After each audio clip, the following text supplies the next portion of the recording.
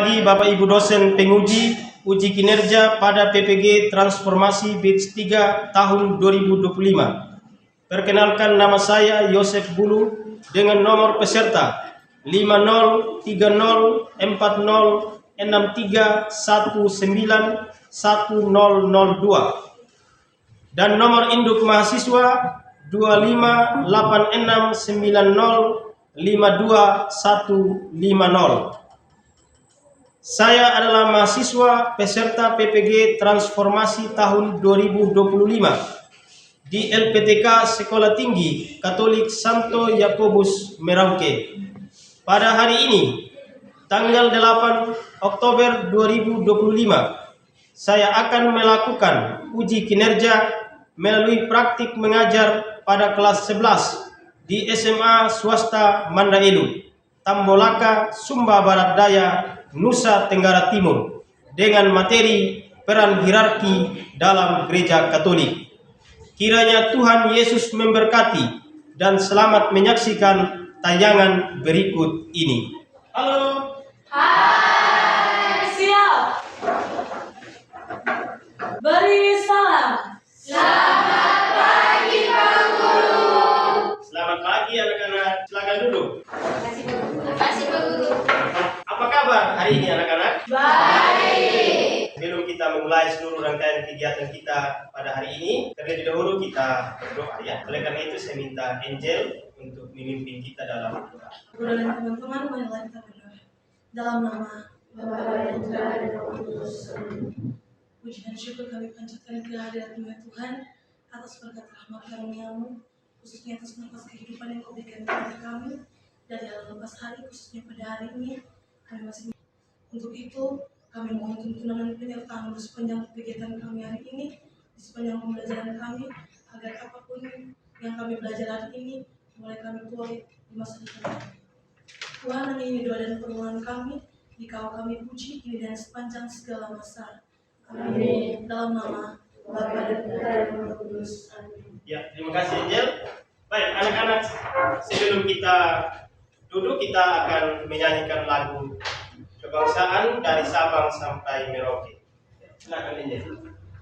Dari Sabang sampai Merauke, 1, 2, 3. Dari Sabang sampai Merauke, berjaya pulau-pulau, sambungan nyambung menjadi satu, itulah Indonesia. Indonesia tanah air, aku berjanji padamu, menjunjung tanah airku Indonesia. Terima kasih Angel, kita tepuk tangan buat. Baik anak-anak, kita akan lanjut dengan absensi ya. Oleh karena itu dengarkan nama baik-baik. Katrina Cesina, Hai, Pak Guru. Agustin Wiwin Oma. Ada Pak Guru. Ya, hari ini semua hadir ya. Iya, Pak Guru. Luar biasa. Oke, anak-anak, sebelum kita lanjut supaya kita semakin semangat lagi, terlebih dahulu Pak Guru ajak kita untuk berdiri. Kita bermain sedikit ya, ice breaking. Oleh karena itu saya minta Andre untuk pimpin kita. Oke, tepuk semangat. Dan, ding, ding, ding, dung, dung, dung, dan, ding, ding, ding, dung, dung, dung, say, aha, aha, ma, aha, aha, ma, aha, aha, semangat. Tepuk tangan buat Andre. Ya, silakan duduk. Ya, anak-anak yang terkasih, sebelum kita memulai pembelajaran kita pada hari ini berkaitan dengan tema kita tentang peran hierarki dalam gereja Katolik, Pak Guru ingin bertanya sedikit tentang materi sebelumnya. Mungkin masih ada anak-anak yang mengingat materi kita? Masih. Ya. Cesi, kira-kira materi apa? Sifat-sifat gereja. Oke, sifat-sifat gereja. Dalam gereja Katolik ada berapa sifat-sifat gereja? 4. Dari keempat sifat itu siapa yang tahu? Helen, sifat gereja yang pertama apa? Sifat gereja yang satu. Angel, Sifat gereja yang kudus. Cika, Sifat gereja yang katolik. Mince. Sifat gereja yang apostolic. Ya, jadi ada 4 sifat gereja seperti yang sudah disebutkan oleh teman-teman. Baik, anak-anak yang terkasih, sebagaimana yang kita lihat bersama di depan, materi kita adalah peran hierarki dalam gereja Katolik. Adapun yang menjadi tujuan dari pembelajaran kita pada hari ini, yang pertama, peserta didik mampu menjelaskan pengertian hierarki dalam gereja Katolik. Yang kedua, peserta didik mampu mengidentifikasi struktur hierarki gereja seperti paus, kardinal, uskup, imam, dan diakon. Yang ketiga, peserta didik mampu menjelaskan 3 tugas utama hierarki: mengajar, menguruskan, dan memimpin. Dan yang terakhir, peserta didik mampu merefleksikan makna hierarki bagi kehidupan iman pribadi. Anak-anak yang terkasih, Pak Guru ingin bertanya kepada anak-anak sekalian, siapa pemimpin tertinggi dalam gereja Katolik? Paus. Siapa? Paus. Ya, Angel. Siapa nama paus kita sekarang? Paus Leo ke-14. Ya, Paus Leo ke-14. 14. Nah, yang berikut, mengapa kita perlu pemimpin dalam gereja Katolik? Ya, untuk membimbing. Apalagi? Melayani, menguruskan, menjaga kesatuan umat. Ya, Pak Guru akan menjelaskan materi kita berkaitan dengan peran hierarki dalam gereja Katolik. Tentu kita bertanya-tanya dalam hati, atau mungkin kita sempat berpikir, ya, hierarki itu apa sih? Ya, maka pada kesempatan yang baik ini Pak Guru menjelaskan hierarki bisa diartikan sebagai susunan pemimpin rohani dalam gereja Katolik. Namun dari akar katanya, hierarki itu berasal dari kata hieros yang artinya suci dan arke yang artinya aturan atau pemimpin. Kalau diterjemahkan secara harfiah berarti hierarki pemimpin suci. Namun kalau diterjemahkan secara lebih luas berarti hierarki adalah susunan pemimpin rohani dalam gereja Katolik atau para pemimpin-pemimpin suci dalam gereja Katolik. Kita akan melihat struktur hierarki dalam gereja Katolik.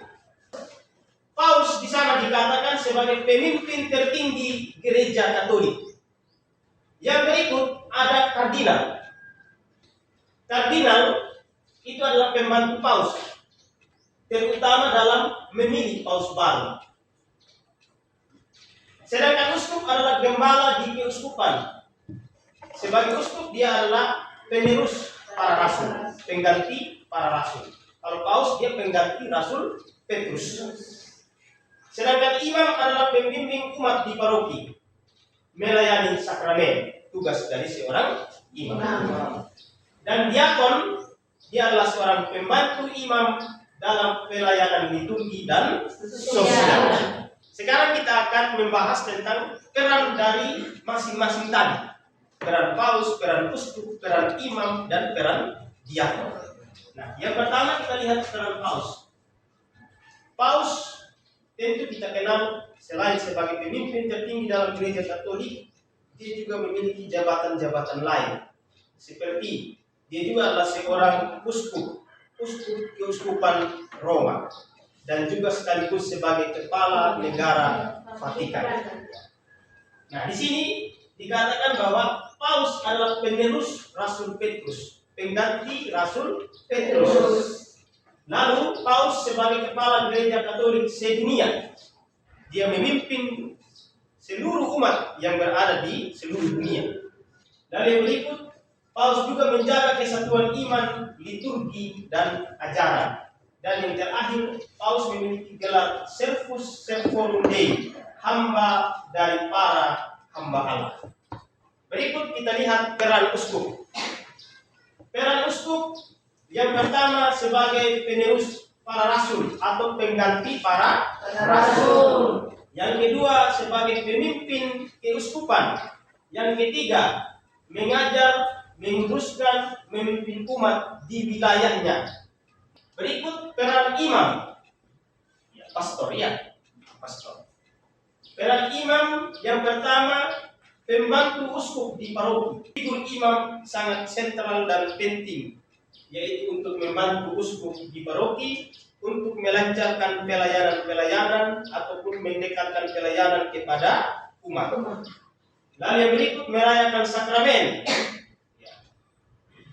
Sakramen yang dirayakan oleh imam yaitu ekaristi, baptis, pengakuan dosa, perkawinan, dan pemurahan. Lalu kemudian tugas seorang diakon atau peran seorang diakon adalah membantu imam dan uskup. Dan yang ketiga melayani liturgi seperti memimpin ibadat sabda, melayani sakramen. Ada 2 sakramen yang dilayani oleh diakon, sakramen perkawinan dan sakramen baptis. Lalu kemudian karya-karya sosial lainnya. Yang menjadi tugas utama hierarki, ada 3. Ada 3 tugas utama kaum hierarki: mengajar, menguruskan, memimpin.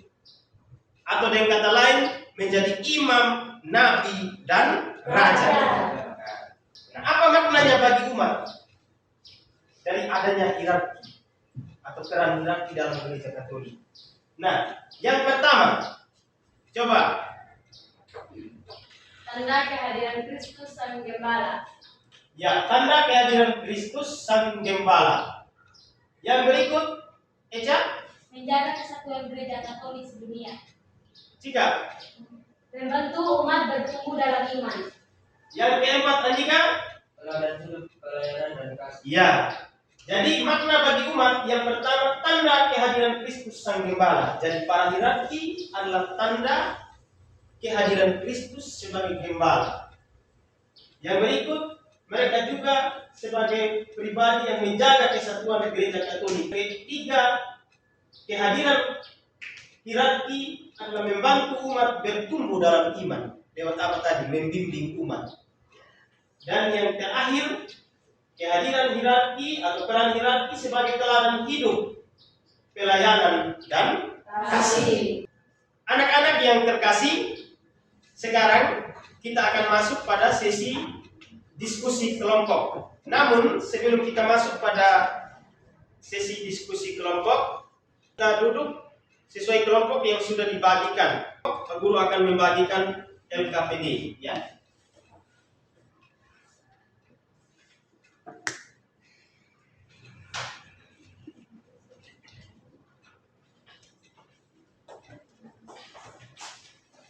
Waktu diskusi kita 20 menit. Ya.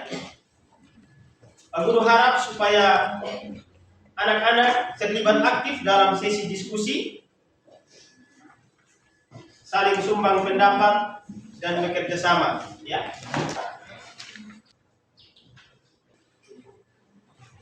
Anak-anak, jangan lupa untuk tentukan siapa yang moderator. Ya. Lalu yang membawakan materi. Ya. Oke. Setelah presentasi akan dilanjutkan dengan sesi tanya jawab. Ya.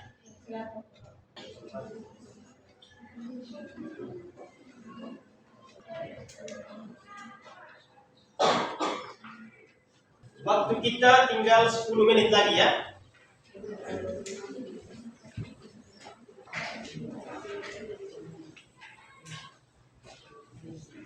Ya, anak-anak sudah selesai?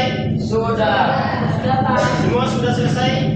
Sudah. Oke, baik. Jika sudah selesai semua, sebelum kita presentasi, kita ice breaking dulu ya. Semua sudah siap presentasi toh? Sudah. Oleh karena itu saya minta Oka untuk tampil ke depan. Kita semua berdiri. Tepuk 1. Tepuk 2. Semangat. Tepuk 3. Konsentrasi. Tepuk 1, 2, 3. Semangat. Konsentrasi. Ya, tepuk tangan teman-teman. Oke, sekarang kita akan masuk pada sesi presentasi kelompok. Kesempatan saya berikan kepada kelompok 1 untuk tampil ke depan dan mempresentasikan hasil diskusinya. Selamat pagi Pak Guru, selamat pagi teman-teman. Selamat Pagi. Terima kasih atas waktu dan kesempatan yang diberikan kepada kami dari kelompok 1. Di sini kami akan mempresentasikan hasil diskusi kami. Para pembawa materi saya persilakan. Soal, mengapa gereja Katolik membutuhkan struktur hierarki? Jawaban, gereja Katolik membutuhkan struktur hierarki karena kaum hierarki memiliki peran yang sangat penting. Yang pertama, menjaga kesatuan iman hierarki memastikan ajaran gereja tetap setia pada ajaran Kristus dan para rasul. Yang kedua, mengatur kehidupan gereja dengan adanya pembagian tugas, paus, uskup, imam, dan diakon, pelayanan kepada umat menjadi teratur. Yang ketiga, menjamin kelangsungan misi gereja. Hierarki meneruskan karya Kristus dalam mengajar, menguruskan, dan memimpin umat. Yang keempat, sebagai tanda kesatuan umat Allah. Hierarki menjaminkan tubuh Kristus yang memiliki banyak anggota, tetapi satu kesatuan di bawah satu kepala, yaitu Kristus. Sekian dari hasil presentasi kami. Di sini kami akan membuka sesi tanya jawab. Jadi baik kalau dari kelompok 4 yang bertanya, sebutkan dan jelaskan sedikit sakramen yang dilayani oleh diakon.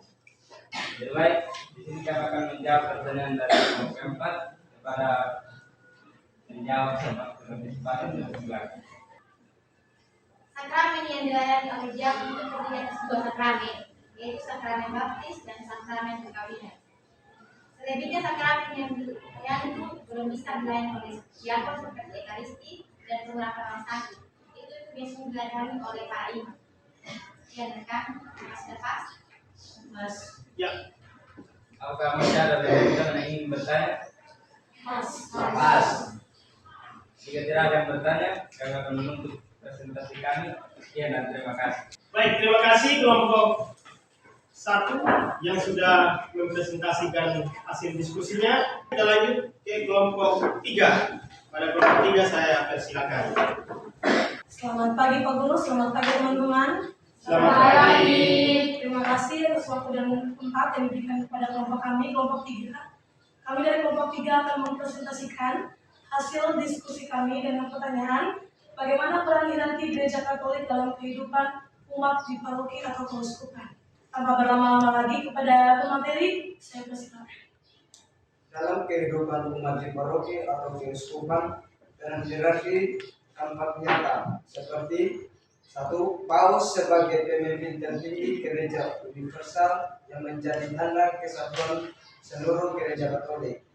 Yang kedua, uskup sebagai gembala keuskupan, memimpin, mengajar, dan menguruskan umat di wilayahnya. Yang ketiga, imam, pastor atau romo melayani umat di paroki dengan memimpin misa, membimbing umat dalam iman, dan memberi sakramen. Yang keempat, diakon membantu imam dan uskup dalam pelayanan sosial, liturgi, dan kewartaan. Di paroki misalnya, imam memimpin misa mingguan dan memimpin komunikasi, sementara diakon membantu pelayanan sosial dan liturgi. Uskup sering mengunjungi paroki untuk menguatkan iman umat. Sekian jawaban dari kami. Baik, sekian hasil presentasi kami. Sekarang kami akan membuka sesi tanya bagi teman-teman dari kelompok 1, 2, dan 4 yang mau bertanya. Kami persilakan. Kelompok 1 ingin bertanya, sebutkan pelayanan konkret yang dilakukan oleh iman di lingkungan atau stasi. Baik, kami akan menjawab pertanyaan dari kelompok. Jawaban, jadi pelayanan konkret yang dilakukan oleh iman di lingkungan maupun stasi seperti pelayanan ekaristi, pelayanan ekonomi, pelayanan komuni bagi orang sakit, kunjungan umat, misa lingkungan, bisa basis bagi stasi, pelayanan sakramentalia seperti pemberkatan jenazah, pemberkatan rumah, dan penyerahan. Baik, apakah jawaban kami bisa diterima?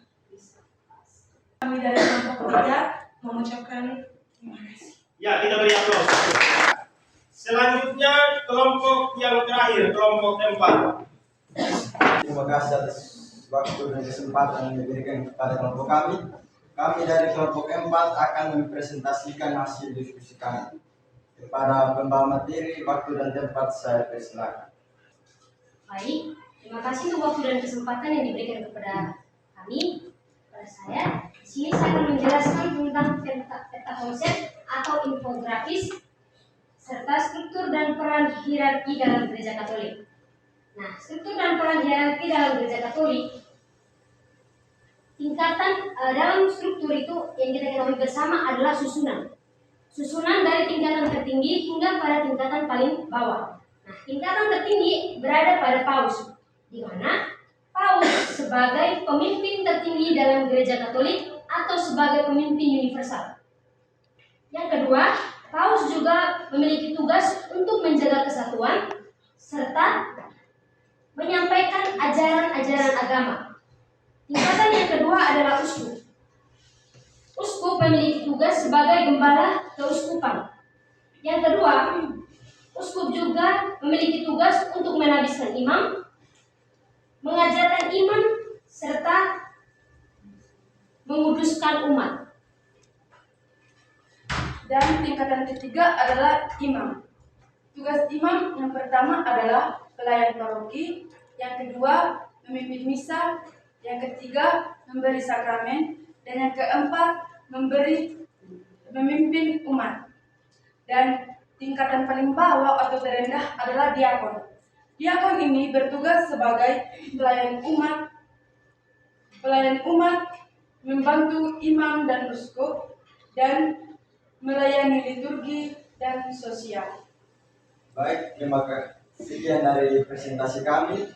Kepada teman-teman yang ingin bertanya, kami persilakan. Kepada kelompok 2 kami persilakan. Apakah seseorang yang terpilih menjadi seorang paus akan menerima sakramen tahbisan? Baik, kami akan menjawab pertanyaan dari kelompok 2. Pertanyaannya, apakah seseorang yang terpilih menjadi seorang paus akan menerima sakramen tahbisan? Jawabannya tidak. Karena seseorang yang terpilih menjadi paus pada umumnya sudah menerima sakramen episkopal atau tahbisan uskup. Dalam Gereja Katolik, tahbisan episkopal adalah tahbisan tertinggi. Oleh karena itu, seseorang yang terpilih menjadi paus tidak lagi ditahbiskan, melainkan dilantik. Pada kelompok 2, apakah jawaban kami sudah pas? Pas. Kalau tidak lagi yang bertanya, kami ingin menutup presentasi kami. Sekian dan terima kasih. Ya, kita beri aplaus. Sekarang Pak Guru akan meminta untuk kumpulkan LKPD-nya, ya. Ya.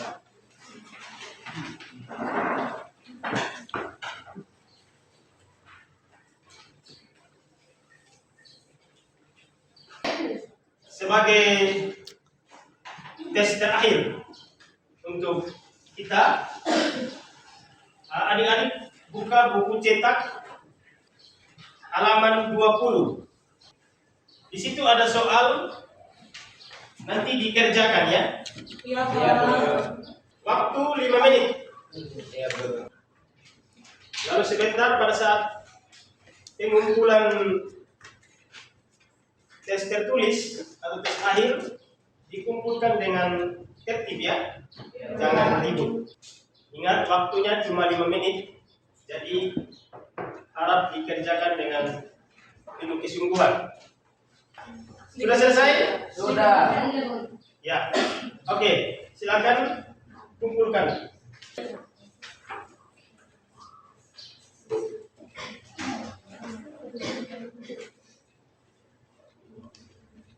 Ya, sekarang kita melihat kesimpulan akhir dari seluruh proses pembelajaran kita pada pagi hari ini. Di sini Pak Guru menyimpulkan bahwa lewat materi peran hierarki dalam gereja Katolik, akhirnya kita sampai pada satu konsep pemahaman bahwa hierarki ternyata adalah struktur pelayanan yang ada dalam gereja Katolik. Dan struktur atau kedudukan kuasa yang dimiliki oleh para hierarki itu bukanlah kuasa duniawi, melainkan itu adalah status kekuasaan untuk melayani umat demi keselamatan umat manusia. Paus, uskup, imam, dan diakon memiliki tugas dan peran yang sangat penting dalam gereja Katolik, di mana mereka memiliki 3 tugas utama, yaitu mengajar, menguduskan, dan memimpin.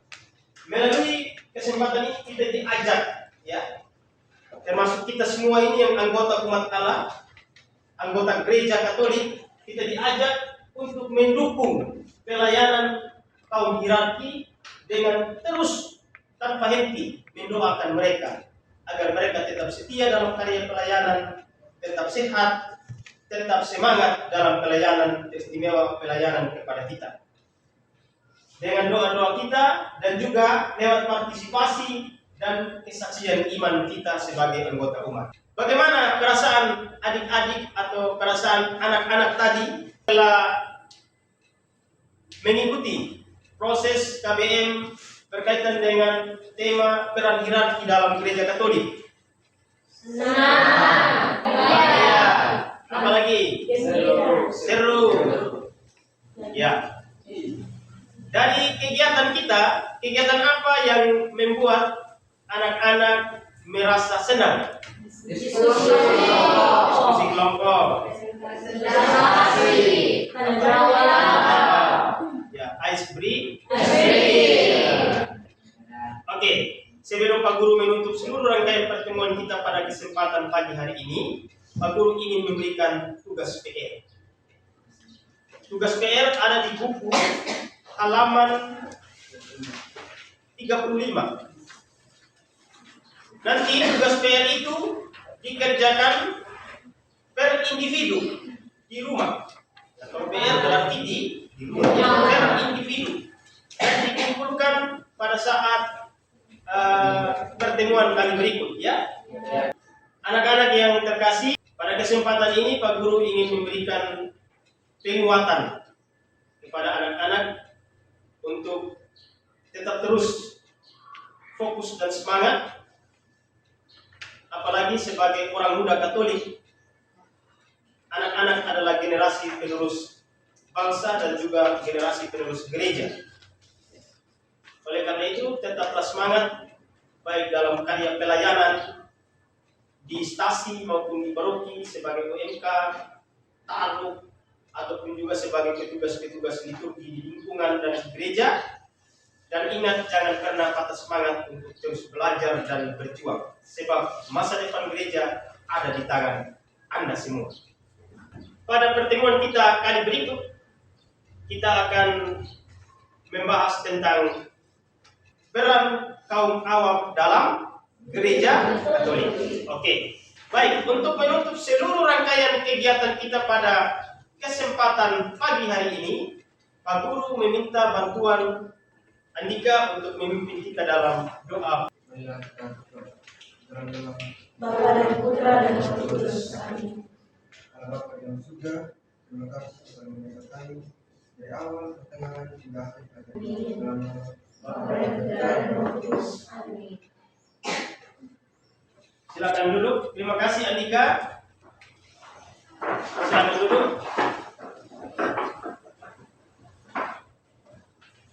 Oke, pertemuan kita sampai di sini. Sekian dan terima kasih. Selamat pagi.